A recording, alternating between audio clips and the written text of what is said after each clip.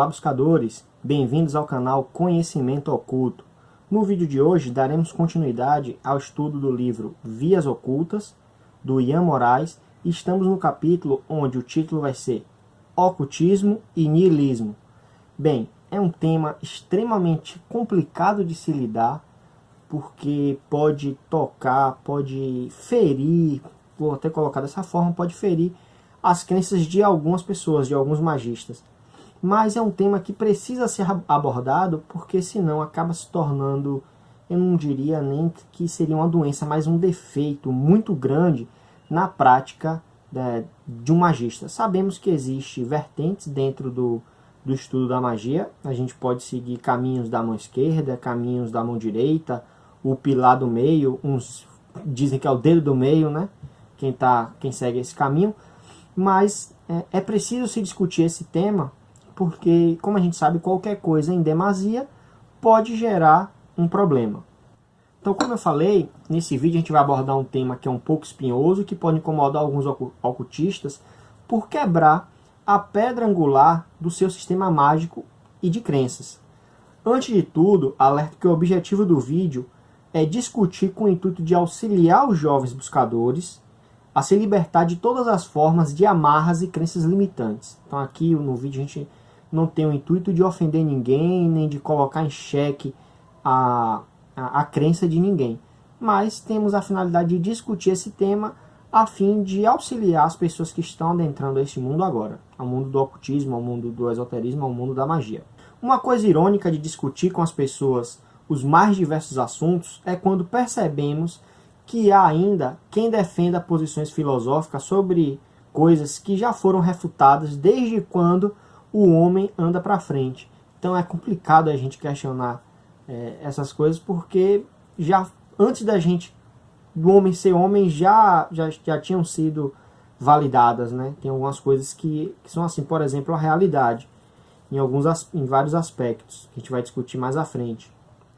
Então algumas afirmações ocultistas como faz o que tu queres e nada é verdadeiro, tudo é permitido, são usualmente utilizados por alguns praticantes que utilizam apenas uma interpretação grosseira dos mesmos para defender uma posição que nega a existência de sentidos universais a algumas coisas. Então tem muita gente em vários movimentos, não vou citar esses movimentos, mas que se utiliza desses dizeres, dessas afirmações que a gente sabe que vem da Telema, vem de Aleister Crowley, vem do Livro da Lei, para realmente fazer o que a pessoa quer. E interpreta, não é diferente de cristãos fanáticos, de religiosos fanáticos cegos que não interpretam a Bíblia. Não sou especialista em Telema e também não quero discutir profundamente o que os dizeres do Livro da Lei verdadeiramente significam, mas sem a devida interpretação, o ocultista médio não está sendo diferente dos cristãos, dos religiosos que tanto criticamos, que tanto pontuamos, que tanto colocamos em evidência esse tipo de comportamento ou essa forma de estudo. Então, tomando para si essas interpretações de uma forma grosseira, sem uma análise contextual, sem uma análise profunda do que realmente o autor gostaria de dizer, a gente não está sendo diferente dessas outras pessoas. O meu favorito, né, o meu dizer favorito, e também que eu tomo como conselho é que pode tudo, só não pode qualquer coisa. Acho que esse é um que você que está iniciando agora pode tomar como uma referência, que você não vai estar tendo um perigo, não vai estar sendo niilista, né, negando tudo de forma irrefutável. Então, é a defesa da supremacia da verdade individual, ou seja, o pressuposto de que não existe nenhum valor ou fato que funcione da mesma forma para todas as pessoas. Então, adotando essa postura, a gente, na verdade, está assumindo um conceito que diz que só o que existe é o que eu acredito, é o que eu entendo como realidade, o que as outras pessoas entendem como realidade não existem, porque tudo é baseado no que eu creio, no que eu tomo como verdade. E as coisas não funcionam bem assim. Eu até comentei no outro vídeo que as verdades elas são individuais, né? Os caminhos eles são individuais. Mas a gente não pode negar que existe conceitos que existem, coisas que são irrefutáveis, são universais. A gente escolhe um caminho individual, a gente adota, cria, acho que o melhor termo é esse, a gente cria uma verdade individual, porque é aquilo que funciona para mim, tomando por base o que já é conceitos universais, coisas que já estão estabelecidas. Isso é interessante. Então, existe a minha verdade, a sua verdade, mas para essas pessoas não existe a nossa verdade, porque só o que existe é essa crença individual. Então, essa posição tira do ocultista seu caráter de buscador e transforma em um garoto birrento que só quer aceitar, que só aceita brincadeiras com os coleguinhas se ele que ditar as regras. É aquele cara que tem a bola, vai jogar bola, e porque ele tem a bola, ele que vai falar para todo mundo como o jogo deve acontecer. E as coisas não são assim, não funcionam dessa forma. Afirmar que tudo está subordinado aos paradigmas individuais é tornar inócuo o próprio papel libertador da magia. Do que, afinal, você precisa libertar sua mente, seja lá o que for que ela acreditar, estará certo e ponto final? Então a gente tem que se questionar em relação a isso. Se a gente assume essa postura, se a gente adota esse conceito de uma forma assim tão extremista, estaremos limitando os potenciais que a magia pode nos proporcionar, pode nos trazer. Então a gente acaba deixando-a infértil, vou colocar assim, porque ela não vai agir na sua vida, já que você ignora todos os outros paradigmas e só o paradigma que funciona é o seu. Então a gente escolhe um paradigma que já se tornou um consenso para uma certa comunidade. Então tem gente que acredita no paradigma da Cabala, mas aquilo ali já foi construído por uma comunidade. Então já tem valores muito bem estabelecidos. Eu não posso chegar e falar que a árvore da vida não funciona, aquilo ali não existe, o que funciona é a moita da vida que eu acabei de criar. Então as coisas não são bem assim, porque aquilo já foi estudado, já foi construído por uma comunidade, por uma série de pessoas. Então não vou colocar que aquilo é um valor universal, porque nem todo mundo aceita aquilo, mas aquele paradigma já foi construído por uma comunidade. Então você não pode tirar um negócio do nada e falar que aquilo ali é a sua realidade e que todas as outras deixam de existir. A gente vai entender o porquê que isso acontece. Então vamos refletir sobre as situações estranhas que essa posição gera. Um jovem ocultista que abraça com entusiasmo esse niilismo agora acha que nada é verdadeiro.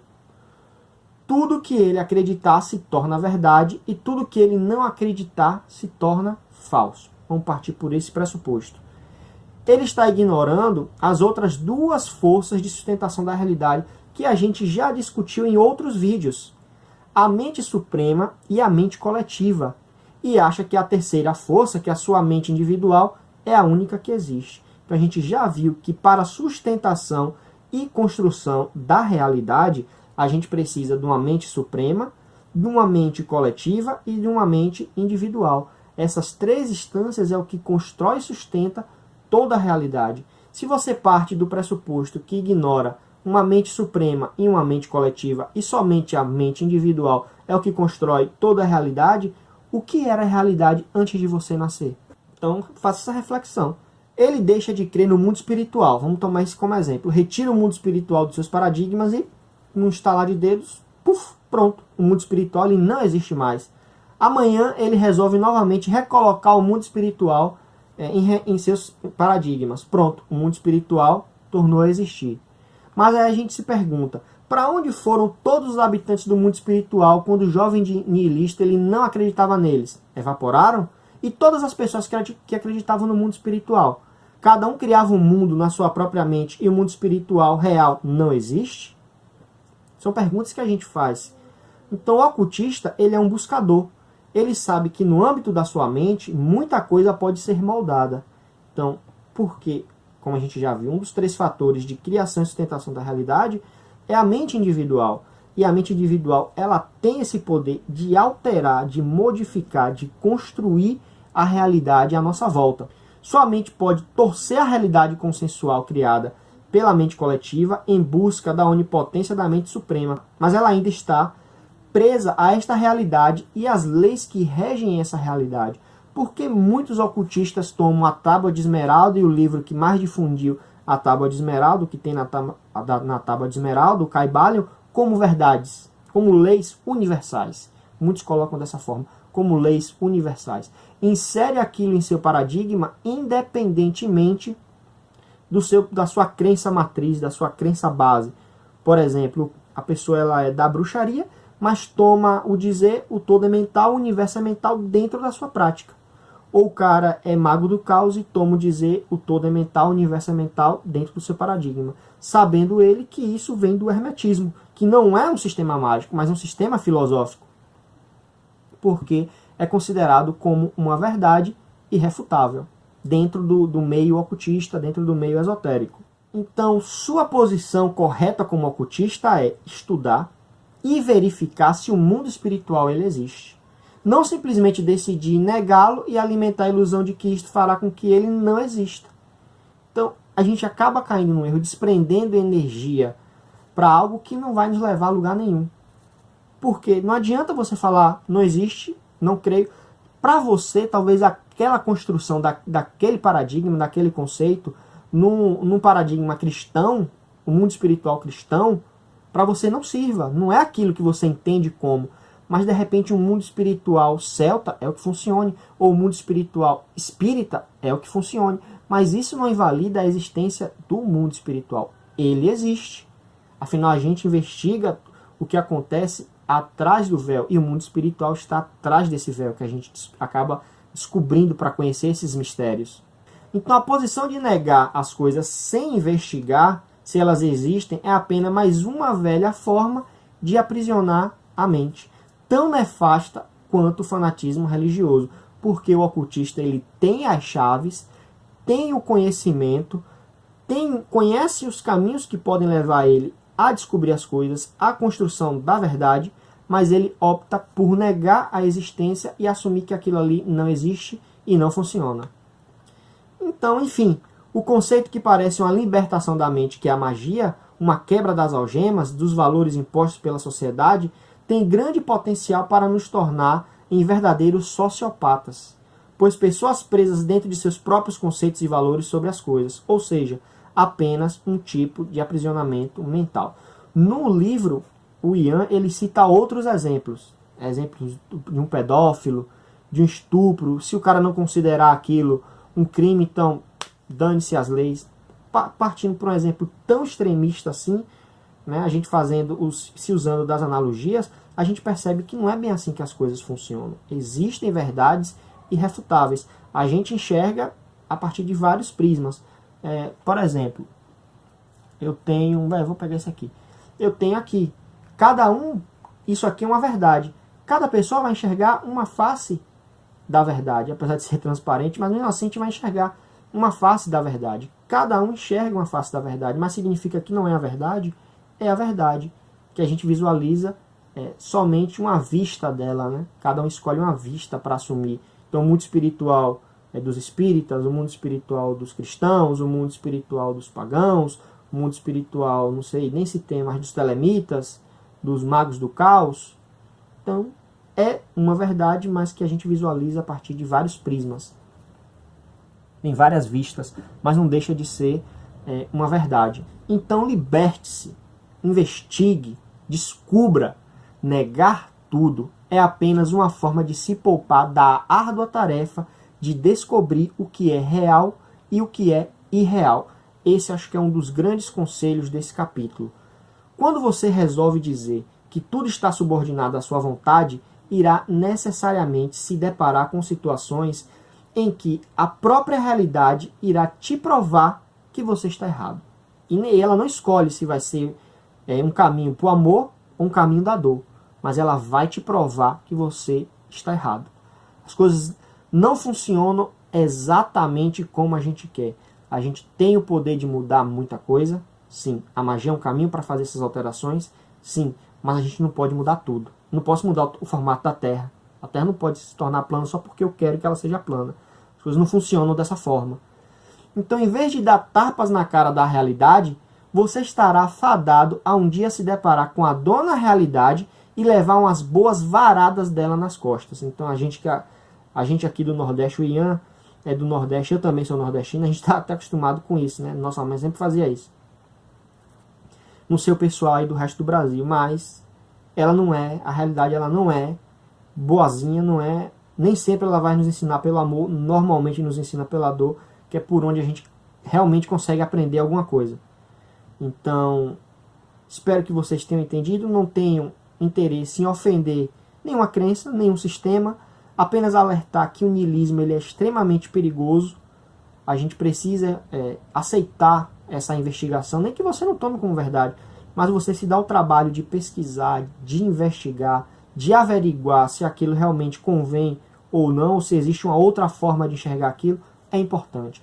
E eu digo isso porque quem já está no meio e viaja, procura, busca as informações aí, né, nas comunidades, nos grupos de Facebook, por exemplo, sabe que existem pessoas que são extremamente nihilistas e ignoram as verdades, ignoram que as outras pessoas também pensam, as outras crenças. E isso é extremamente perigoso para alguém que está buscando a verdade, que está buscando o autoconhecimento, que está buscando o conhecimento. Porque a magia é um estudo interior, mas a gente precisa entender o exterior. Mais um dizer da Tábua de Esmeralda do Caibalho. O que está em cima é como o que está embaixo. E por analogia a gente tem isso. Tudo que acontece aqui fora, tudo que é construído aqui fora na parte externa, acontece também no interno. E a gente precisa entender isso para nos conhecer.